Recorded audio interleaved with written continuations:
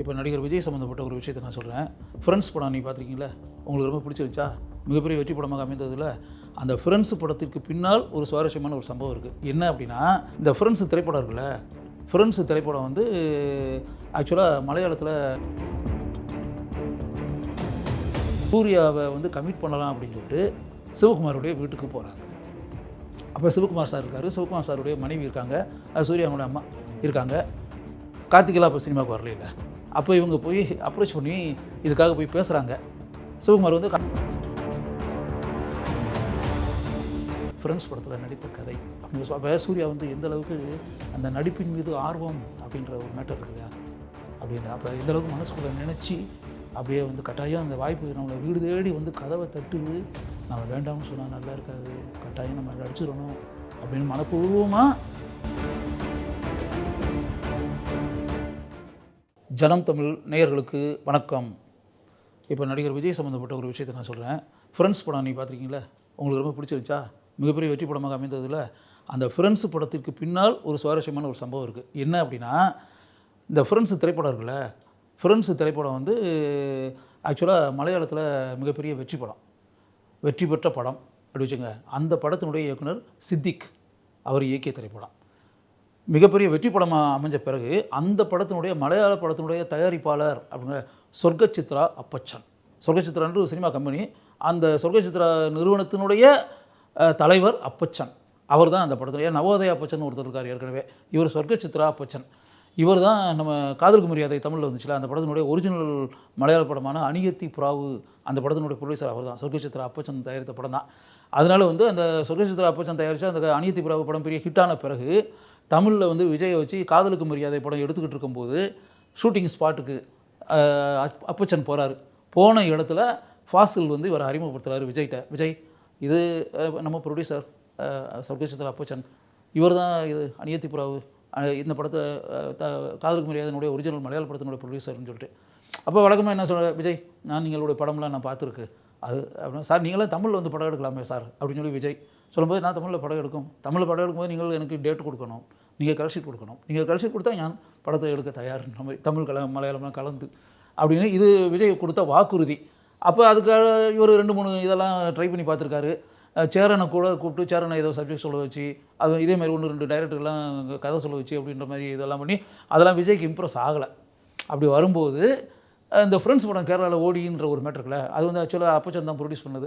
அந்த படத்தை போட்டு காமிச்சு அப்படிங்கும்போது விஜய்க்கு அந்த படம் பிடிச்சி போச்சு.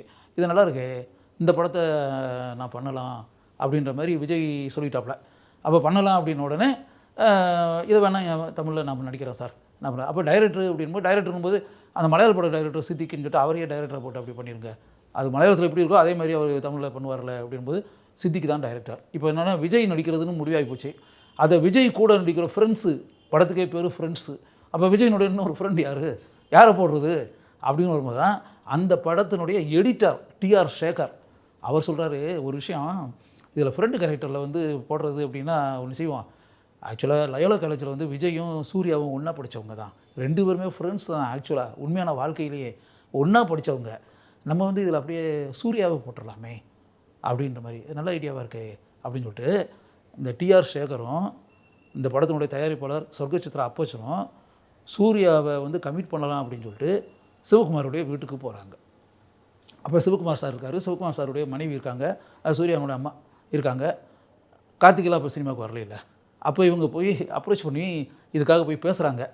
சிவகுமார் வந்து காஃபியோ டீயோ என்னத்தையும் கொடுக்குறாங்க, இவங்க சாப்பிட்டுக்கிட்டு இருக்காங்க 2 பேரும், இப்போ பட தயாரிப்பாளரும் எடிட்டரும். அப்போ இவங்க என்ன விஷயமா வந்திருக்கீங்க அப்படின்னு, இது மாதிரி நாங்கள் ஒரு படம் எடுக்கிறோம், அது 2 ஹீரோ, அந்த 2 ஹீரோனும்போது ஒன்று விஜய், இன்னொரு இது வந்து சூர்யாவை போடலான்ற மாதிரி மனசுக்குள்ளே நினச்சிருக்கோம் அப்படின்னு. சிவகுமார் வந்து அப்போ வந்து சூர்யா வந்து அப்படியே அவர் தான் டெக்ஸ்டைல் இதெல்லாம் மேனேஜ்மெண்ட்டு அதுன்னு சொல்லிட்டு அவரை பெரிய தொழிலதிபராக கொண்டு வரணும் அப்படின்ற மாதிரி சிவகுமார் சார் வந்து மனசுக்குள்ளே நினச்சி அதை பிளான் போட்டுக்கிட்டு அப்படின்னு இருக்குல்ல. அதனால தான் நேருக்கு நேர் படத்தில் இது பண்ணும்போதே பயங்கர எதிர்ப்பெல்லாம் தாண்டி தானே நேருக்கு நேரில் நடிக்க வச்சு அப்படின்னு இருக்குல்ல. அதனால் அவர் வந்து அப்போ நம்பிக்கை வரல. அவர் சொல்லி இங்கே பாருங்கள், அது சொர்க்கசித்ரா அப்பச்சன் வந்து மலையாள சேனலில் வந்து பேட்டியில் இப்படியே சொல்லியிருக்காரு. அது இப்படி சொன்ன பொண்ணு சூர்யானுடைய தகப்பன்னு சொல்கிறார் சிவகுமார். சொல்லி நீங்கள் வெளியே போங்க, நான் காஃபி டீ குடிச்சிட்டு அப்படியே வெளியே போயிருங்க, அவனுக்கு அதெல்லாம் வராதுங்க, நடிப்பெல்லாம் வராது. இதே வார்த்தையை தான் அவர் சொல்லியிருக்காரு. அதெல்லாம் ஆக்டிங்லாம் வராது, நடிப்பெல்லாம் வராது. இப்போ சூர்யா எவ்வளோ பெரிய லெவலில் இருக்கார், சிவகுமார் சார் இப்படி சொல்லியிருக்காரு, நடிப்பெல்லாம் வராது அவருக்கு, அந்த நான் தன்னம்பிக்கை இப்போ வரல போல இருக்குது, பையன் மேலே அந்த அளவுக்கு நம்பிக்கை இப்போ வரல போல இருக்குது, அதனால் நடிப்பெல்லாம் வராது, நீங்கள் முதல்ல வெளியே போங்கங்க வெளியே போங்க, அவன் நடிப்பெல்லாம் வராது, வேண்டாம், இதோட விட்டுட்டு நீங்கள் வெளியே கிளம்புங்கன்ற மாதிரி கிட்டத்தட்ட அப்பச்சன் சொல்கிறாரு. அது அவர் சூர்யாவோட தகப்பன் எங்களை உடனே பிடிச்சி வெளியே தள்ளலைன்ற லெவலில் வந்து எங்களை அப்படியே விரட்டி விட்டாருன்னு. அப்போ இவங்க 2 பேரும் வந்தாச்சு. அப்போ அந்த அப்பச்சன் சொல்கிறாரு, அப்போ சிவகுமார் இப்படி சொல்லும்போது நான் அப்படியே பார்த்தது அம்மையை கண்டு, அம்மாவுடைய ஃபேஸை பார்த்தது, அதாவது சூர்யாவுடைய அம்மாவை, சிவகுமார் சாருடைய மனைவி பார்த்த உடனே அவங்களுக்கு எப்படின்னா பையனை ஏதாவது நடித்தா நல்லா இருக்குமேன்ற பேட்டர்னில் ஃபேஷியல் எக்ஸ்ப்ரெஷன் அது பார்த்த உடனே இவங்க ஒரு விசிட்டிங் கார்டு ஏதோ கையில் கொடுத்துட்டு அப்படியே, அது யார் கையில் கொடுத்தாங்கன்னு இல்லை, அது சூர்யா கையில் கொடுத்தாங்களா, சிவகுமார் சார் கையில் கொடுத்தாங்களா, எங்கேயோ விசிட்டிங் கார்டு ஏதோ கொடுத்துருக்காங்க, இது கான்டாக்ட் பண்ணுங்கள், இது கோகுலம் இது ஹோட்டல் அசோக் பில்லர் பக்கத்தில், அங்கே தான் அவங்களுக்கு தங்கியிருக்குன்னு அப்படின்னு. ஆக்சுவலாக பார்த்தா மறுநாள் சூர்யா ஃபோன் பண்ணியிருக்காப்புல. இவங்க 2 பேரும் அங்கே டைரக்டர் சித்திக் அங்கே இருந்திருக்காரு, எடிட்டர் டிஆர் சேகர் அங்கே இருந்திருக்காரு, சர்வஜித்ரா அப்பச்சன் அங்கே இருந்திருக்காரு. சூர்யாட்டிருந்து ஃபோன், சார் இது மாதிரி நீங்கள் வந்து நேற்று ஃபோனு நம்பர் கொடுத்து போனீங்களா சார், இங்கே ரூமில் இருக்கீங்களா சார் நீங்கள், அவன் இருக்கான்னு, நான் இப்போ அந்த ஒரு 1/2 ஹவரில் அந்த ரூமுக்கு வரேன் சார்ன்ட்டு. அப்படி சூர்யா அங்கே வந்தார், அது பைக்கில் வந்தாருன்ற மாதிரி ஒரு ஏதோ சொன்னது மாதிரி எனக்கு ஞாபகம். ஆக்சுவலாக ஒரு பைக்கில் வந்தால் சூர்யா 1/2 ஹவரில் அங்கே வந்தது அப்படின்னு வந்துட்டு, சார் இந்த படத்தில் வந்து நான் நடிக்கிறேன் சார்னு. அப்படி தான் சூர்யா வந்து ஃப்ரெண்ட்ஸ் படத்தில் நடித்த கதை அப்படின்னு அப்போ சூர்யா வந்து எந்த அளவுக்கு அந்த நடிப்பின் மீது ஆர்வம் அப்படின்ற ஒரு மேட்டர் இருக்கு இல்லையா, அப்படின்னு அப்போ எந்த அளவுக்கு மனசுக்குள்ளே நினச்சி அப்படியே வந்து கட்டாயம் அந்த வாய்ப்பு நம்மளை வீடு தேடி வந்து கதவை தட்டுது, நம்ம வேண்டாம்னு சொன்னால் நல்லா இருக்காது, கட்டாயம் நம்ம நடிச்சிடணும் அப்படின்னு மனப்பூர்வமாக பிரியப்பட்டு விரும்பி ஆசைப்பட்டு அப்படின்னா தானே அப்படியே தேடி அந்த தயாரிப்பாளர் தேடி ரூமுக்கு வந்துருக்க முடியும். வந்து நான் நடிக்கிறேன் சார்னு, நான் நடிக்கிறேன், டெஃபினட்டாக நடிக்கிறேன் சார், அந்த இதுக்கு நல்லா எனக்கு பிடிச்சிருக்கு, அந்த கேரக்டர் பிடிச்சிருக்கு, கதை பிடிச்சிருக்கு, நான் நடிக்கிறேன்னு. அப்போ சூர்யா வந்து ஃப்ரெண்ட்ஸ் படத்தில் நடிக்க வந்த கதை இதுதான். அந்த படம் திரைக்கு வந்து மிகப்பெரிய வரவேற்பை பெற்றது, வெற்றி படமாக அமைந்தது, இன்றைக்கும் மக்களுடைய உள்ளங்களில் வாழ்ந்துக்கிட்டு இருக்குது. இப்போ சூர்யா வந்து கிட்டத்தட்ட அதுக்கு பிறகு வந்து கச்சினி திரைப்படத்தின் மூலம் வாரணமாயிரம் அப்படியெல்லாம் படங்கள்லாம் நடித்து அப்படியே எந்த அளவுக்கு பட தயாரிப்பாளராகவும் அது பிறகு வெற்றி படங்களில் பல வெற்றிகளும் நடித்து இன்றைக்கி மக்களுடைய மனதில் நீங்காத இடத்தை பிடித்து முன்னணி கதாநாயகர்களில் ஒருவர் அப்படின்ற அளவுக்கு சூர்யா ஒரு உயர்ந்த இடத்தை பிடித்து வாழ்ந்து கொண்டிருக்கிறார் என்றால் அதற்கு பின்னால் இப்படிப்பட்ட சுவாரஸ்யமான சம்பவங்கள் இருக்கின்றன.